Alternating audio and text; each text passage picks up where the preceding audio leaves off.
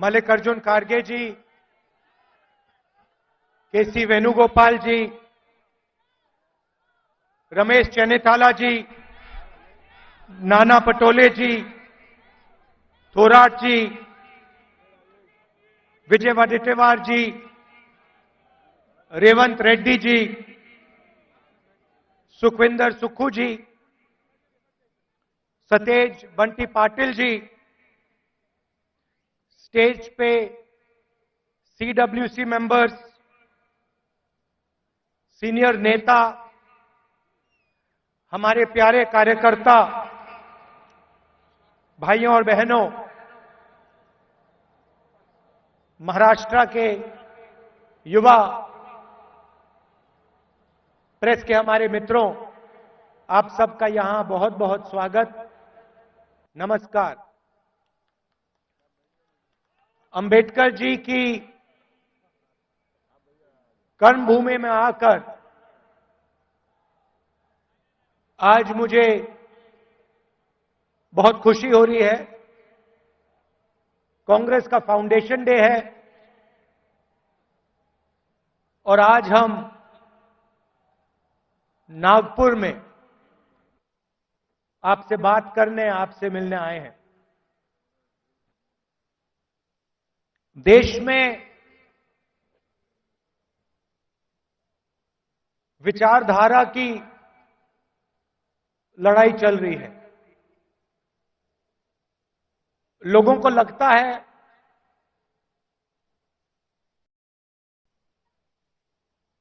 कि राजनीतिक लड़ाई है, सत्ता की लड़ाई है, वो है,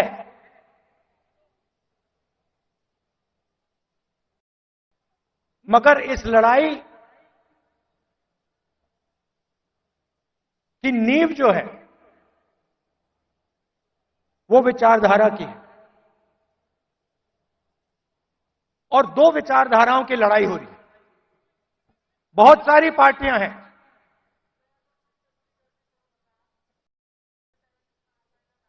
एनडीए में है, इंडिया अलायंस में है,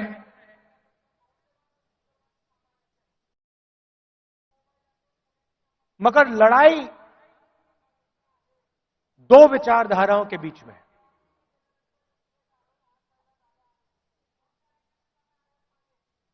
कुछ दिन पहले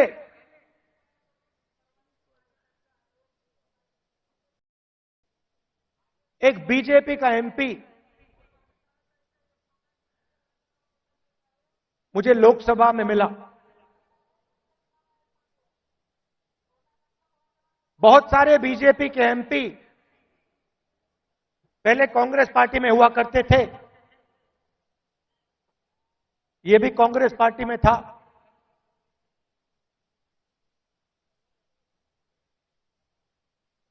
छुप के मिला मुझसे, मुझे दूर से देखा, छुप के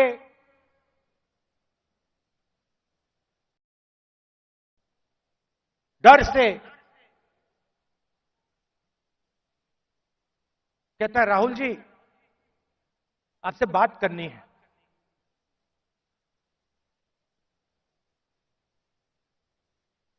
मैंने कहा भाई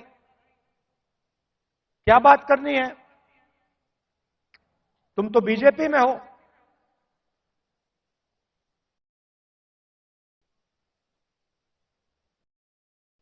और फिर उसके चेहरे पे थोड़ी सी टेंशन दिख रही थी। तो मैंने पूछा सब कुछ ठीक है क्या? मैंने सोचा शायद घर में कोई बीमार हो, कोई दुर्घटना हो गई हो। मैंने पूछा सब कुछ ठीक है? कहता है नहीं।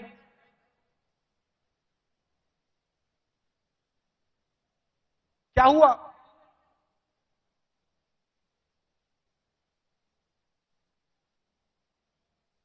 राहुल जी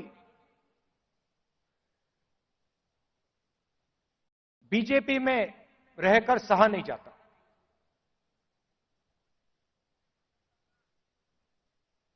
मैं हूं बीजेपी में,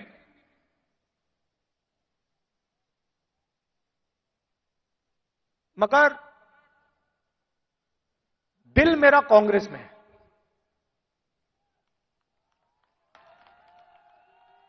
तो मैंने कहा भाई दिल तेरा कांग्रेस में, शरीर आपका बीजेपी में।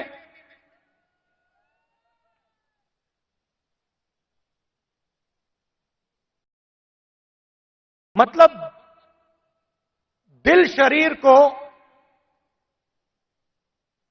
कांग्रेस में लाने से डर रहा है, यही हो सकता है।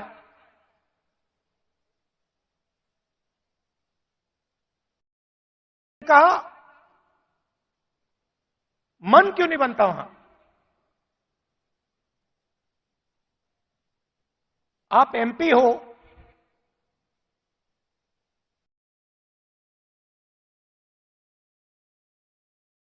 आप मुझे हिंट दे रहे हो, मन क्यों नहीं बनता?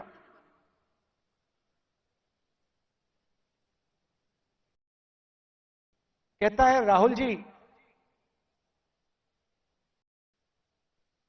बीजेपी में गुलामी चलती है।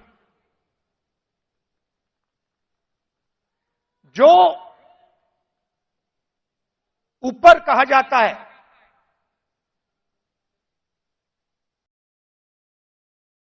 वो बिना सोचे समझे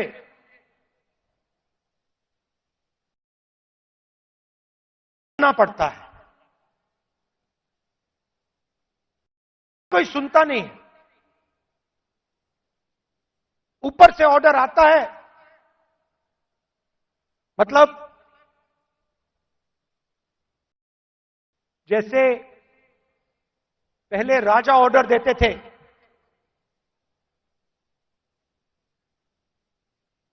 ऊपर से ऑर्डर आता है, उसका पालन करना पड़ता है, अच्छा लगे ना लगे, चॉइस नहीं होती। आपको याद होगा हमारे जो पीसीसी प्रेसिडेंट हैं पटोले जी, ये हैं, उन्होंने प्रधानमंत्री से एक सवाल पूछ लिया था। एक सवाल पूछा था किसानों के बारे में। क्या सवाल था? जीएसटी जो आपने लगाया तो उसमें किसानों का क्या हिस्सा रहेगा? हाँ, तो सिर्फ एक सवाल पूछा। सवाल था जीएसटी जो आपने लगाया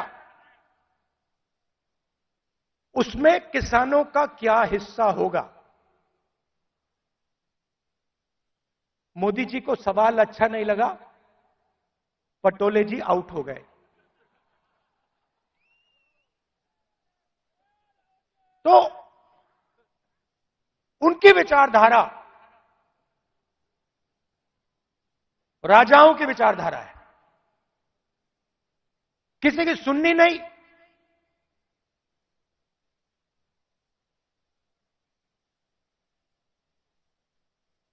ऑर्डर ऊपर से आएगा,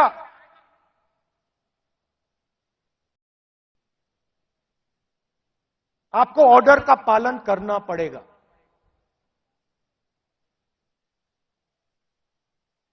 कांग्रेस पार्टी में आवाज नीचे से आती है।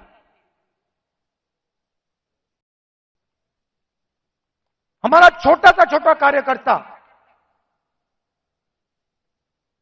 हमारे किसी भी नेता को टोक सकता है।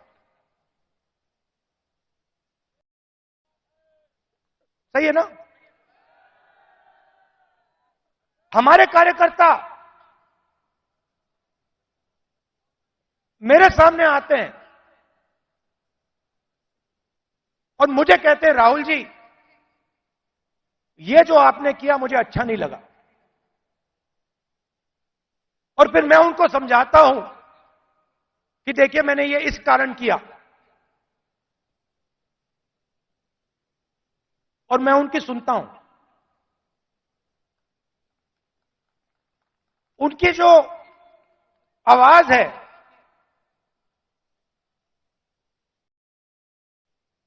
उसका आदर करता हूं, उसका रिस्पेक्ट करता हूं। यह भी कह देता हूं कि भैया मैं आपकी बात से सहमत नहीं हूं,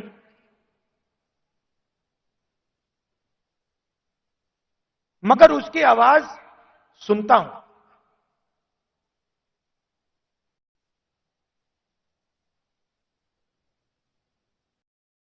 लोग कहते हैं कांग्रेस पार्टी ने क्या किया।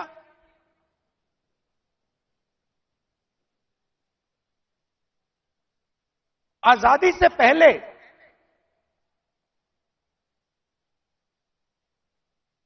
अगर आप इस देश में आते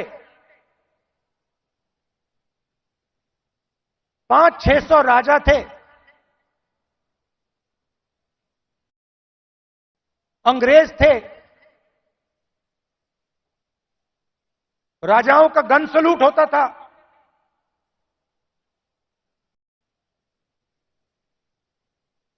किसी को 19 तोपों का सलूट होता था, किसी को 21 तोपों का सलूट होता था, मगर हिंदुस्तान की जनता को इस देश में कोई अधिकार नहीं था, कोई अधिकार नहीं था।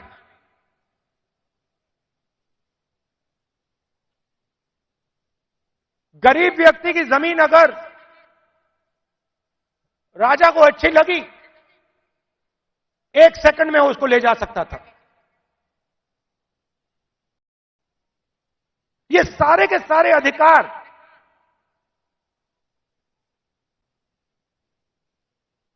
जिनकी रक्षा कॉन्स्टिट्यूशन करता है,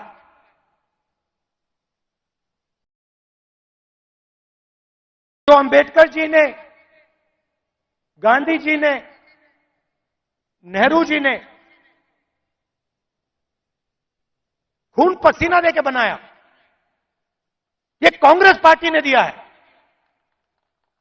और आरएसएस के लोग, बीजेपी के लोग इसके खिलाफ थे।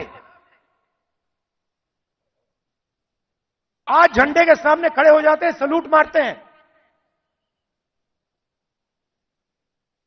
सालों के लिए इन्होंने तिरंगे को सलूट नहीं मारा था। तो सारे के सारे अधिकार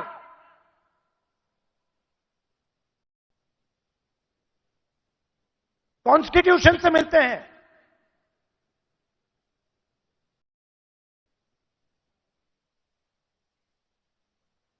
और राजा जो भी करना चाहता था करता था, उसके लिए कोई कानून नहीं थे।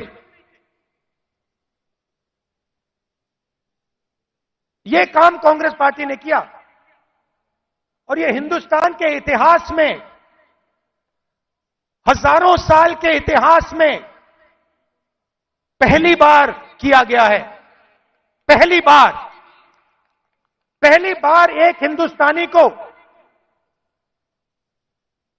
एक वोट दिया गया, चाहे वो दलित हो, आदिवासी हो, महिला हो, जनरल कास्ट का हो, तमिल हो, बंगाली हो, उत्तर प्रदेश का हो। हिंदुस्तान के हर नागरिक को कॉन्स्टिट्यूशन एक वोट देता है।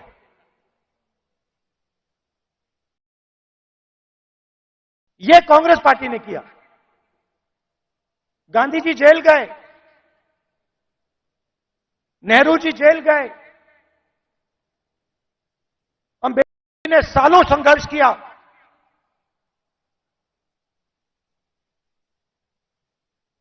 यह कांग्रेस पार्टी ने, अंबेडकर जी ने, सबने मिलकर दिया है। हमारी विचारधारा कहती है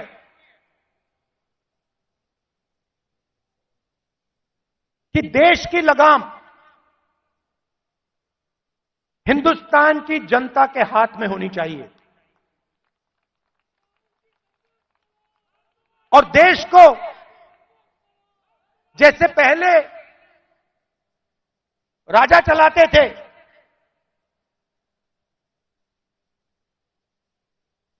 वैसे नहीं चलाया जाना चाहिए। हम जनशक्ति की बात करते हैं, लोक शक्ति की बात करते हैं। आप हमारे सारे के सारे कानून देखिए,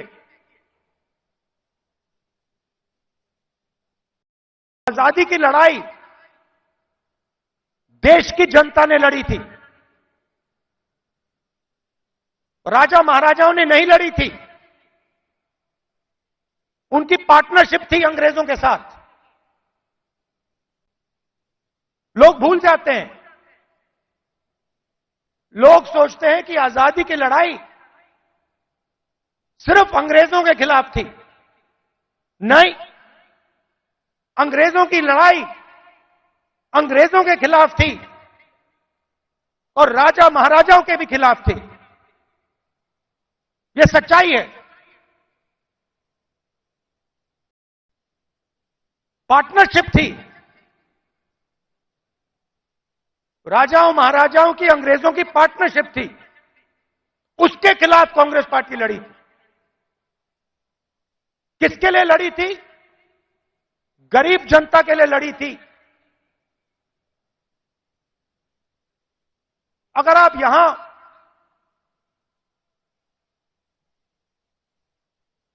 60-70 उससे पहले, इंडिपेंडेंस से पहले आप यहां आते, हिंदुस्तान की जनता के कोई अधिकार नहीं थे, महिलाओं के कोई अधिकार नहीं थे, दलितों को छुआ नहीं जाता था। यह आरएसएस की विचारधारा है, यह हमने बदला है और एक बार फिर यह हिंदुस्तान को वापस ले जाना चाह रहे हैं।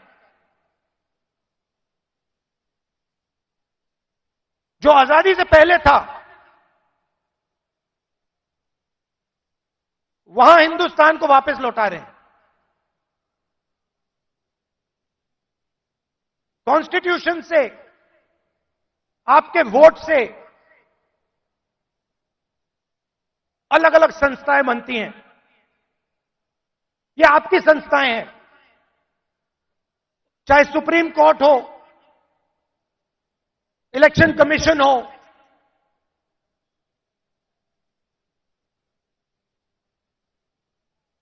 ये आपकी संस्थाएं हैं। सारे के सारे इंस्टीट्यूशंस पर ये कब्जा कर रहे हैं। आप हिंदुस्तान की सारी यूनिवर्सिटी देख लीजिए, सारे के सारे वाइस चांसलर आज एक संगठन के हैं। उनको आता होता कुछ है नहीं, कुछ नहीं आता उनको। हिंदुस्तान के वाइस चांसलर आज मेरिट पे नहीं बनते हैं।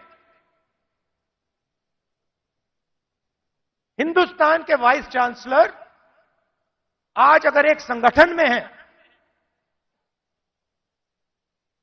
तब बन सकते हैं। तो सारे के सारे जो इंस्टीट्यूशंस हैं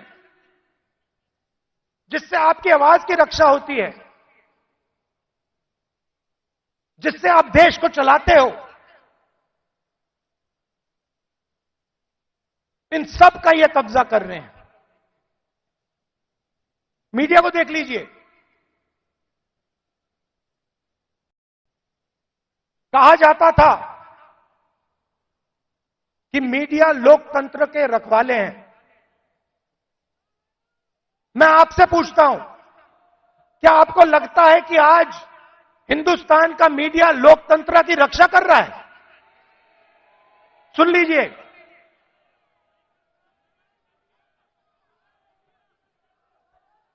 आप इनसे पूछिए, ये आपको बताएंगे कि हमारे दिल में जो है हम नहीं बोल सकते।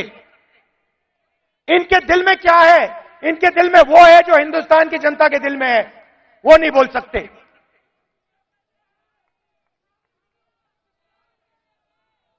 तो सारी की सारी संस्थाएं का कब्जा कर दिया मीडिया प्रेशर में।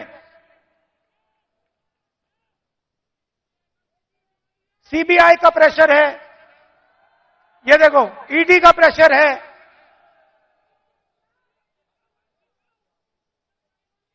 तो लड़ाई इस बात की है, हम देश की जनता को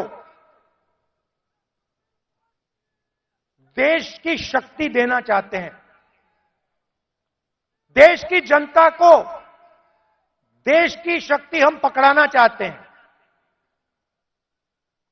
लोग कहते हैं कि कांग्रेस पार्टी ने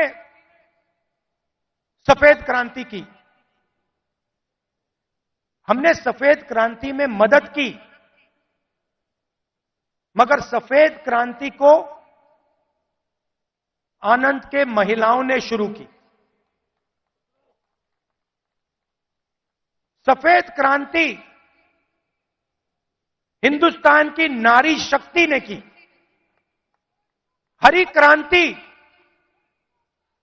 देश के किसानों ने की। किसानों की शक्ति ने हरी क्रांति की। आईटी रेवोल्यूशन देश के युवाओं ने किया। कांग्रेस पार्टी ने मदद की, कांग्रेस पार्टी ने विजन दिया, मगर आईटी रेवोल्यूशन हमारे युवाओं ने किया। अब मैं आपसे पूछना चाहता हूं कि पिछले 10 साल में नरेंद्र मोदी जी ने कितने लोगों को रोजगार दिया है?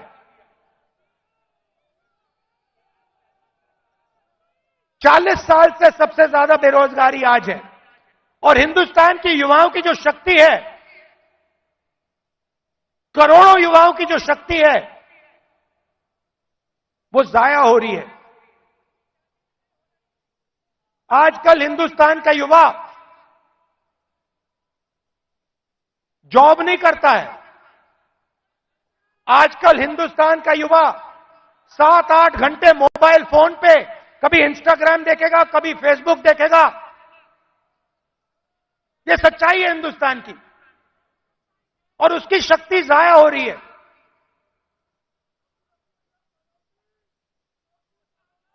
एक तरफ किसानों पर आक्रमण, युवाओं पर आक्रमण, और दूसरी तरफ हिंदुस्तान के 2-3 अरबपतियों को देश का पूरा धन दिया जा रहा है।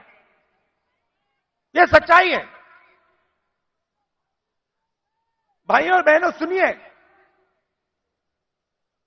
कुछ दिन पहले मेरे पास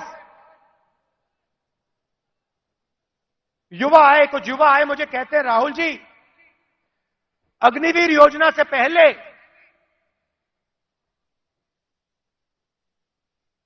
हमें आर्मी में ले लिया गया था।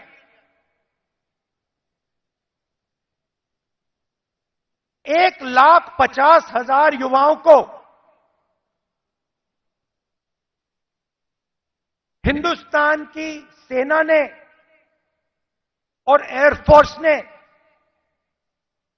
एक्सेप्ट कर लिया था।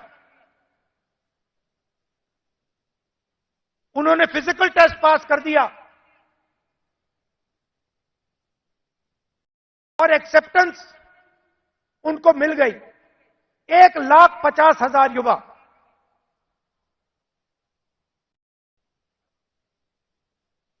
मोदी सरकार ने अग्निवीर योजना लागू की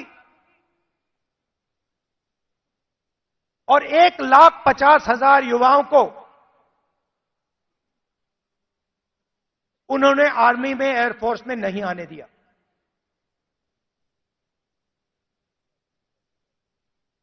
देश प्रेम की भावना थी। रो रहे थे, मेरे सामने रो रहे थे।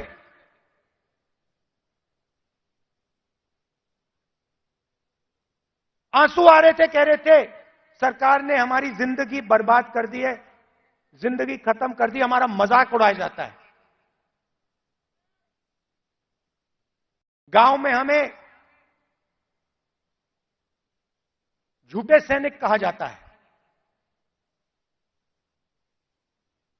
इतनी भी इज्जत नहीं रखी। उनको अग्निवीर योजना में भी नहीं आने दिया।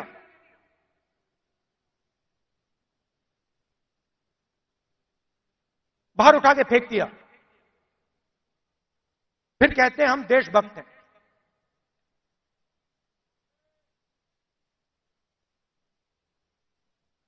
इससे देश का फायदा नहीं होने वाला।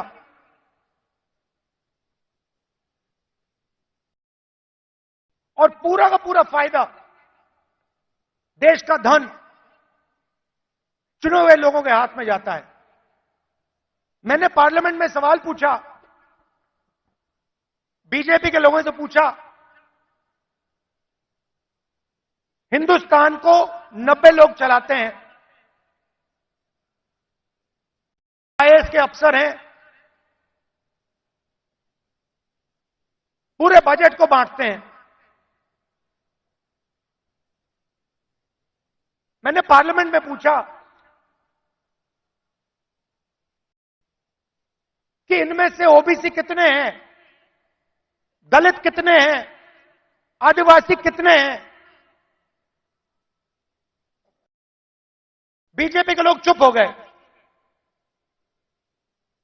ओबीसी की कम से कम 50% आबादी है, दलितों की 15% आबादी है, आदिवासियों की तकरीबन 12% आबादी है।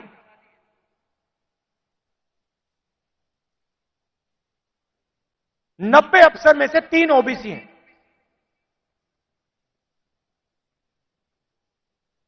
कैसी ओबीसी सरकार चल रही है? उनको कोने में बैठा देते हैं, छोटे छोटे डिपार्टमेंट पकड़ा देते हैं,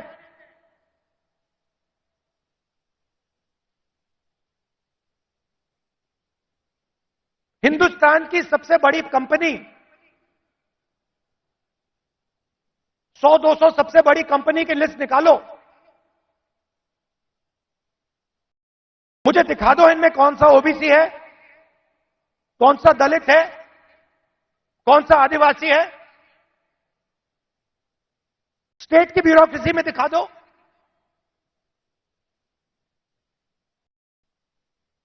आबादी आपकी 50%, दलितों की 15%, आदिवासियों की 12%।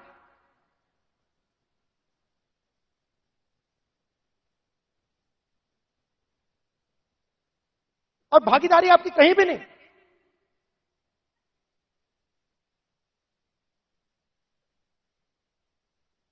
टॉप कंपनीज का नाम निकालो और मुझे दिखा दो इन कंपनियों में ओबीसी कहां बैठा हुआ है, दलित कहां बैठा है, आदिवासी कहां बैठा है।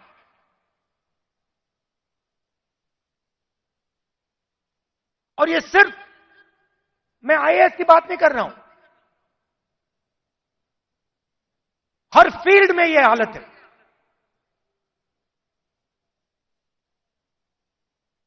तो मैंने सवाल पूछा, मैंने कहा देखिए जाति जनगणना होनी चाहिए, देश को पता लगना चाहिए कि इस देश में ओबीसी कितने हैं। उसके बाद नरेंद्र मोदी जी के भाषण बदल जाते हैं। पहले अपने आप को ओबीसी कहते थे, मेरे भाषण के बाद कहते हैं हिंदुस्तान में तो सिर्फ एक जात है, वो भी गरीब। अगर हिंदुस्तान में सिर्फ एक जात, तो आप ओबीसी कैसे बन गए?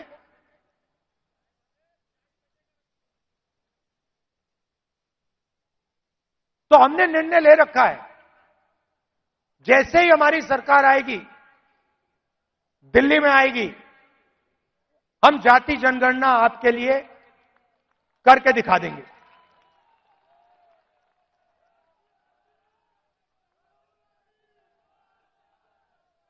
और देखिए, जो मैंने शुरुआत में कहा, यह विचारधारा की लड़ाई है। करोड़ों लोगों को बीजेपी की सरकार ने गरीबी में फिर से धकेल दिया है। जो काम हमने भोजन के अधिकार से, मनरेगा की मदद से किया, वो सब खत्म कर दिया इन लोगों ने। और हमें दो हिंदुस्तान नहीं चाहिए। एक हिंदुस्तान अरबपतियों का, मीडिया वालों का, सेलफोन वालों का, सपने का, उसमें कोई सच्चाई नहीं है।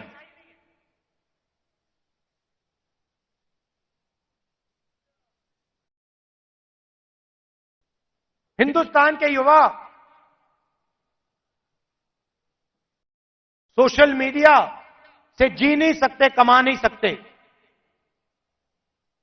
हिंदुस्तान के युवाओं को रोजगार की जरूरत है।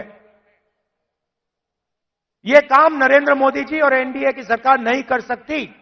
यह काम सिर्फ इंडिया अलायंस कर सकता है, क्योंकि इस काम को करने के लिए हिंदुस्तान की जनता की आवाज को सुनना होगा, नफरत मिटानी होगी और इस देश को एक कर जोड़कर आगे जाना पड़ेगा। कन्याकुमारी से कश्मीर हम चले, 4000 किलोमीटर चले, नफरत के बाजार में मोहब्बत की दुकान हमने खोली। आप कांग्रेस पार्टी की विचारधारा समझना चाहते हो, इस लाइन से आप समझ जाओगे। सिर्फ एक लाइन की जरूरत है। अगर आपके दिल में हिंदुस्तान के लोगों के लिए मोहब्बत है, अगर आप नफरत के बाजार में मोहब्बत की दुकान खोलना चाहते हो, तो आप कांग्रेसी हो।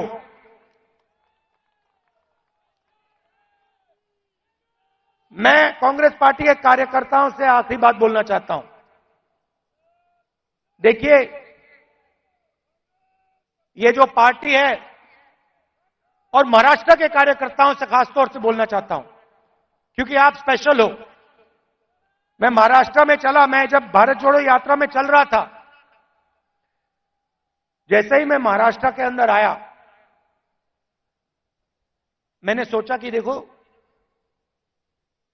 ये कांग्रेस की जमीन है, ये कांग्रेसियों की जमीन है। इस जमीन में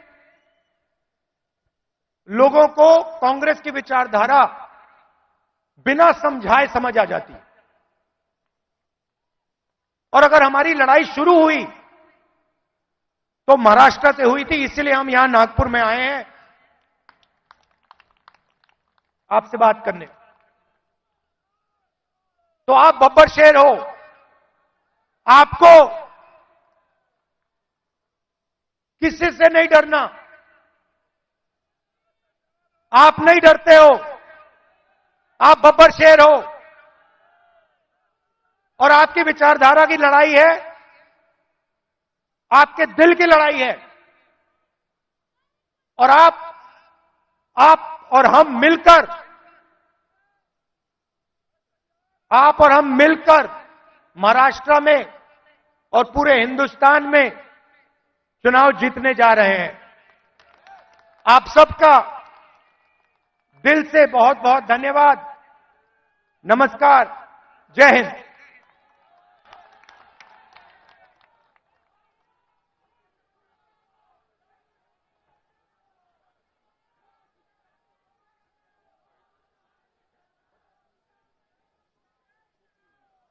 अरे तिकडला माईक चालू करा.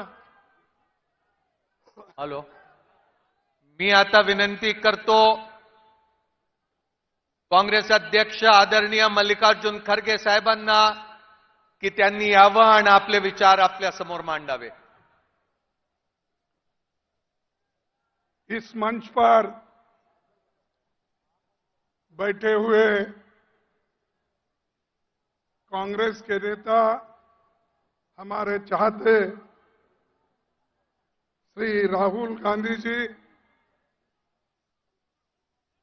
ट्रेजरर अजय माखन जी, केसी वेणुगोपाल जी, सुखविंदर सिंह जी सुक्कू, रेवंत रेड्डी जी, रमेश चेनिताला जी, नाना पटोले जी, बाला साहेब थोरात जी, विजय वड़वट्टीवार जी और बंटी पाटिल जी और सारे इस मंच पर बैठे हुए सभी हमारे वर्किंग कमेटी के मेंबर्स, कांग्रेस के नेता और यहां पधारे हुए मेरे भाई और बहन और मीडिया के मेरे दोस्तों, अब मैं ज्यादा बोलने नहीं चाहता क्योंकि जो कहना था वो राहुल गांधी जी ने पूरी बात आपके सामने रखी और मैं